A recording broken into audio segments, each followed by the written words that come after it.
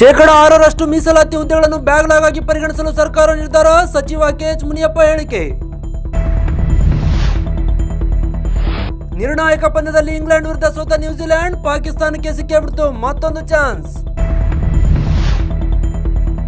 ಹಣವನ್ನು ಕೊಂಡೊಯ್ಯುತ್ತಿದ್ದ ವಿಮಾನ ಹೆದ್ದಾರಿಯ ಮೇಲೆ ಪತನ, 15 ಮಂದಿ ಸಾವು. ದಕ್ಷಿಣ ಅಮೆರಿಕಾದ ಬೋಲಿವಿಯಾ ದೇಶದಲ್ಲಿ ಭೀಕರ ವಿಮಾನ ದುರಂತ.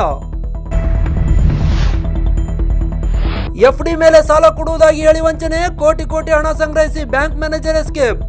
ಹಾಸನದ ಖಾಸಗಿ ಬ್ಯಾಂಕ್ನಲ್ಲಿ ಘಟನೆ. ಸರ್ಕಾರಕ್ಕೆ ನಿಧಿ ನೀಡಿದ್ದ ಲಕ್ಕುಂಡಿ ಪ್ರಜ್ವಲ್ಗೆ ಸರ್ಕಾರದಿಂದ ಸಿಕ್ಕೇ ಬಿಡ್ತು ಬಂಪರ್ ಗಿಫ್ಟ್. ಪ್ರಜ್ವಲ್ ರೀತಿ ಕುಟುಂಬಕ್ಕೆ ನಿವೇಶನ ಹಸ್ತಾಂತರಿಸಿದ ಗ್ರಾಮ ಪಂಚಾಯಿತಿ ಅಧಿಕಾರಿಗಳು.